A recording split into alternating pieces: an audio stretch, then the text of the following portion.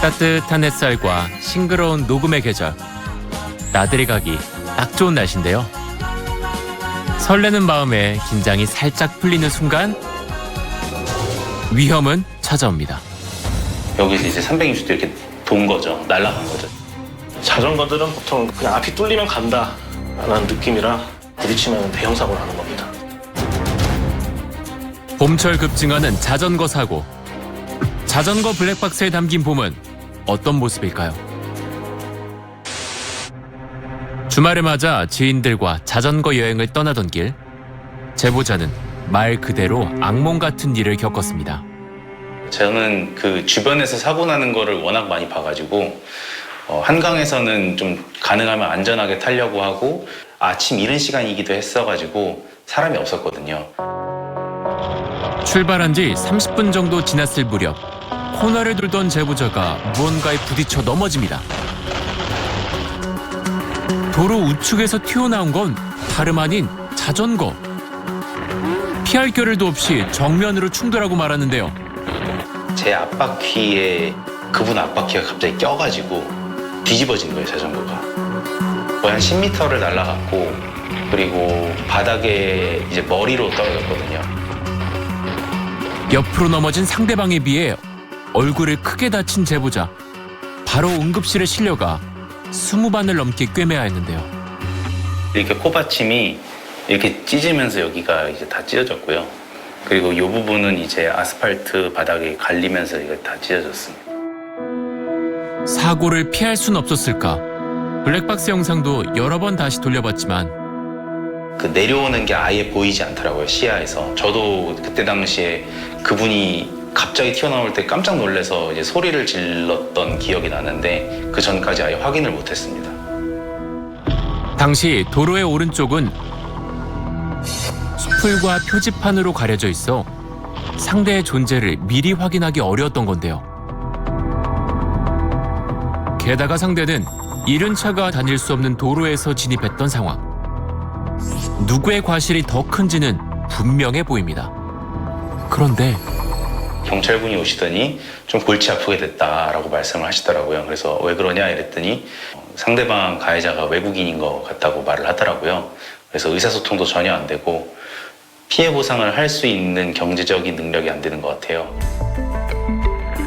따로 가입한 보험도 없다는 상대 운전자. 어떻게 해야 보상받을까요?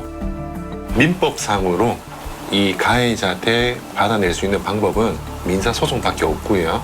민사소송해서 집행이 안 되면은 그 다음에 집행법원에다가 우리가 채권을 갖고 있고 이 사람이 채무가 있으니까 집행을 해달라 이렇게 별도로 소송을 할 수는 있습니다. 이렇듯 자전거 사고가 나면 보상 문제로 난감한 경우가 참 많습니다. 그래도 방법이 아예 없는 건 아닌데요. 자전거를 탄 정훈 씨 앞으로 갑자기 나타난 아이. 급히 핸들을 꺾고 충돌은 피했지만 넘어지고 맙니다. 반짝이는 바퀴 덕에 킥보드의 존재는 알고 있었지만 주행 방향까지는 예측할 수 없었던 겁니다.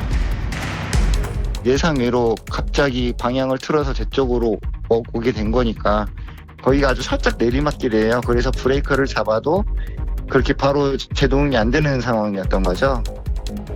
심지어 제보자는 자전거 뒤에 트레일러를 연결해 조카를 태우고 있었는데요.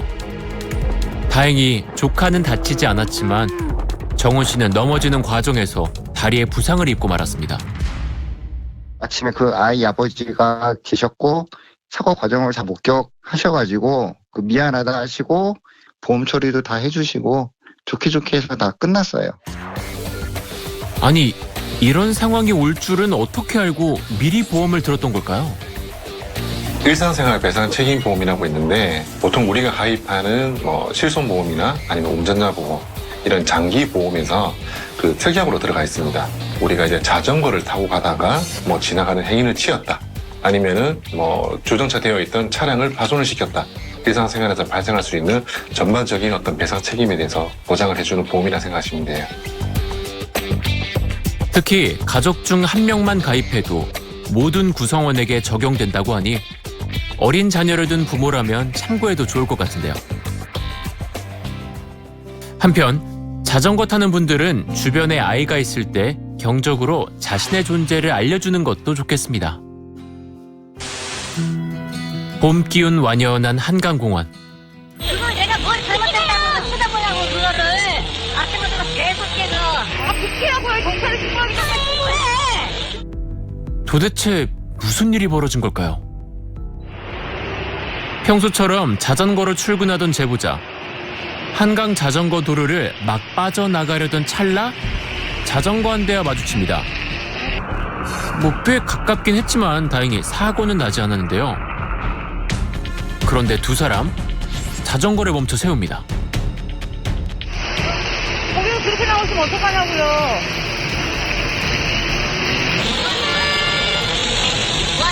거기서 그렇게 나오시면 어떡해요. 아저씨, 아줌마, 자전거 선수였어요. 그 전에 자전거 선수. 아이고, 이거 생각보다 얘기가 좀 길어질 것 같은데요.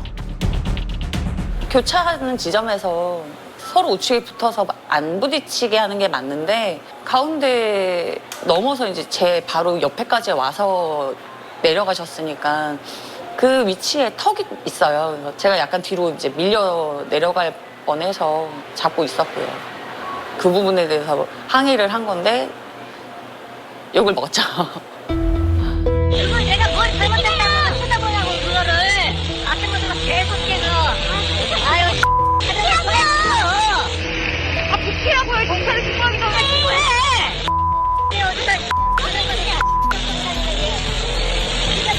헬멧 신었어요. 나 경찰에 신고하기 전에 신고해.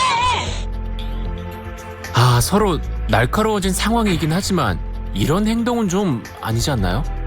그러니까 저도 뭐 잘했다고 볼 수는 없어요. 왜냐면 그냥 안 쳐다보고 갔으면 됐는데 안 부딪혔으니까 그냥 가도 되는데 근데 이제 화내고 본인 자전거를 들어서 제 자전거를 내리쳤는데 제 입장에서는 이 사람이 나를 폭행하려고 하는구나 싶어서 이제 바로 신고를 한 거죠. 결국 제보자의 신고를 받고 경찰이 출동했습니다. 자전거 들어서 제 자전거 막 쳤다고요. 그래서 페달이 꺾인 거고. 제가 왜 꺾였어요? 계속 꺾여 있잖아요. 근데 이게 펴지시는 그런 상태도 안 될 것 같고. 결론적으로 피해가 크지 않아 처벌은 어렵다는 것. 그 당시에 해줄 수 있는 거는 분리 조치밖에 없고 고소를 하려면 제가 경찰서에 직접 방문을 해서 영상 제출하고 고소를 진행해야 된다 그러더라고요. 그래서 그렇게까지는 정신적인 피로도 없고 제가 너무 힘드니까 그냥 넘어갔죠. 조금씩만 양보하고 조심했다면 이런 불편한 상황까진 겪지 않을 수 있었을 텐데요.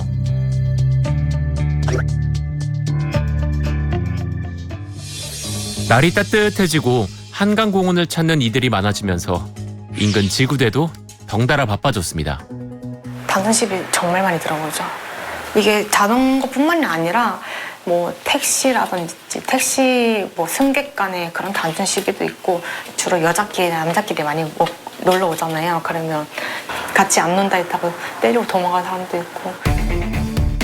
늘어나는 신고 건수에도 묵묵히 노력하는 경찰관 여러분, 마음 깊이 감사드립니다. 그리고 한강공원을 찾는 이들에게 당부하고 싶은 한마디.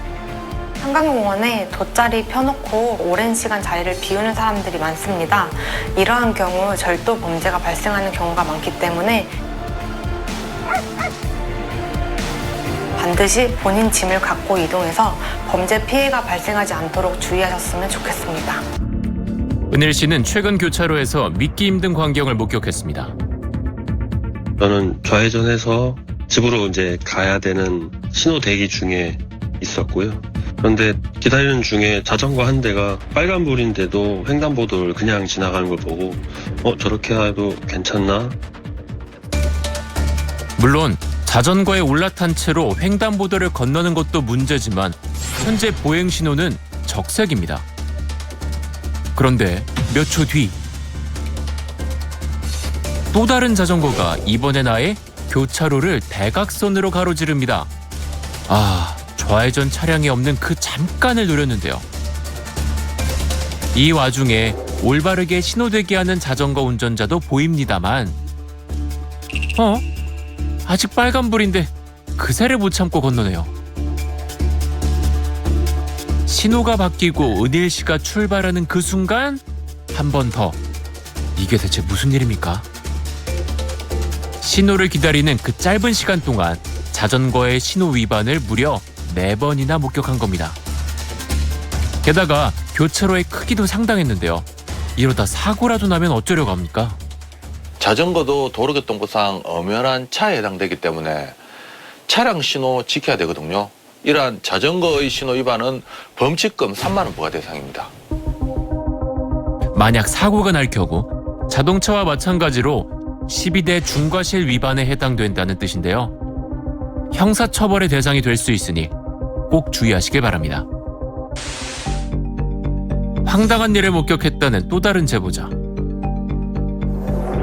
영상을 보니 한 사람이 차도에서 자전거를 끌고 가고 있는데요. 운동 삼아서 산책하는 중에 이제 좀 시끄럽게 클락션이 울려가지고 보니까 이제 자전거를 끌고 이제 길을 막고 있어가지고 멀리서 이제 촬영을 하게 됐죠. 천천히 걸어가는 사람 뒤로 여러 대의 차량들이 줄줄이 서행하고 있습니다. 모든 이가 그의 속도에 맞춰 갈 수밖에 없는 상황인데 이젠 아예 멈춰버립니다. 답답한 마음에 경적을 울리는 뒷차량들. 기다리다 못해 인도 쪽으로 추월하는 모습까지 보입니다. 현장에 있던 제보자가 이유를 짐작해본 바로는 오르막길이다 보니까 자전거가 이제 속도를 내기 힘들어가지고 이제 천천히 가는 도중에 아마 뭐 클락션을 울렸다든지 뭐 그런 게 있었을 것 같아요. 기분이 상해가지고 일단 자전거 우선도로기 때문에 그렇게 길을 막는 행동을 하지 않았을까 생각이 듭니다. 실제로 해당 도로에는 자전거 우선도로라는 표지가 있습니다. 아무리 그래도 이렇게까지 우선시 되어야 하는 걸까요? 자전거 우선도로는 자동차보다 자전거가 우선하기는 합니다. 하지만 우선한다고 하더라도 교통 상황에 따라서는 자동차가 먼저 지나갈 수도 있거든요. 이번 사건 영상을 보면 자전거에서 내려서 끌고 갑니다. 내리는 순간부터 보행자거든요. 보행자가 도로에서 걷는 것이나 마찬가지이기 때문에 무단횡단에 해당되고 자전거에서 내리면 보행자, 인도를 이용하셔야죠. 진행하는 차량 통행을 방해했기 때문에 형법 185조 일반 교통방해죄로 10년 이하의 징역형 또는 1,500만 원 이하의 벌금형에 처해질 수 있습니다. 자전거가 찬지 보행자인지 헷갈리는 사람이 많다는 걸 절실히 느끼고 있다는 하승우 씨. 당장 내일이라도 자전거 출퇴근을 하고 싶은 마음이 있는데 언젠가는 내가 사고가 날 수도 있겠다 하는 생각이 들어서 지금은 차마 탈 수가 없는 그런 상황입니다. 자전거 출퇴근을 1년 정도 하다 포기한 상황, 그 이유를 전부 영상으로 남겨놨다는데요. 자전거 도로에서 빨간불을 보고 멈춘 승우 씨와 달리 그냥 지나가는 사람들. 한두 번 겪는 일이 아니라 교차로를 지날 때마다 목격하는 모습이라고 합니다. 그러다 보면 길을 건너는 보행자 앞을 막게 되는 일이 생기는데요. 부딪히진 않을까 조마조마합니다. 그 사이에서 꿋꿋이 신호를 지켜보려고 하지만 가세요 빨리 앞에 가세요. 안 됩니다. 가세요. 빨간불이에요. 어디가 빨간불이에요? 여기 빨간불이잖아요. 이거 참 답답한 상황이네요. 이게 사람들이 하는 게 사실은 맞고 제가 오히려 고집을 피우고 있는 건 아닌가 싶어가지고 국민신문고에다가 경찰에다가 질의를 했어요. 어떤 자전거 주행 신호등이 따로 설치되어 있지 않는 한은 도로의 신호등을 따라서 이제 주행을 해야 된다. 그런데 녹색불에 따라가도 또 다른 문제가 생깁니다. 자전거 사이로 좌회전 차량이 지나가는 건데요. 분명 신호를 지켰는데도 안전이 보장되지 않는 이해하기 어려운 구조입니다. 교차로에서 자동차들이 이제 좌회전을 할 때 그때 이제 자전거와 루트가 겹치는 문제가 있습니다. 이제 서로 조심을 해야 되다 보니까 신호를 받고도 이제 진행을 하지 못하는 경우가 생길 수가 있어요. 어떤 구조적인 좀 모순점이라고 생각을 할 수가 있죠. 그러고 보니 자전거는 일반적으로 도로의 오른쪽을 다니게 되어 있는데 왜 이곳 자전거 도로는 왼쪽에 있는 걸까요? 그 길 중에 상가들이 이제 잠깐 주차할 수 있는 구역들이 있고 그분들도 이제 상하차를 해야 하기 때문에 좌측에다가 자전거 도로를 하는 게 더 안전하다라고 이제 경찰청이랑 그렇게 해서 이렇게 만든 걸로 알고 있어요. 그전에는 타기는 좀 더 불편했어요. 굉장히 잘 만들어지기는 했는데 그래도 길 자체가 좀 좁은 곳을 좀 어떻게 보면 약간 억지로 만든 감도 좀 없지 않아 있어서 가지고 조금이라도 개선이 되면은 좀 이용하기 편하게 되지 않을까.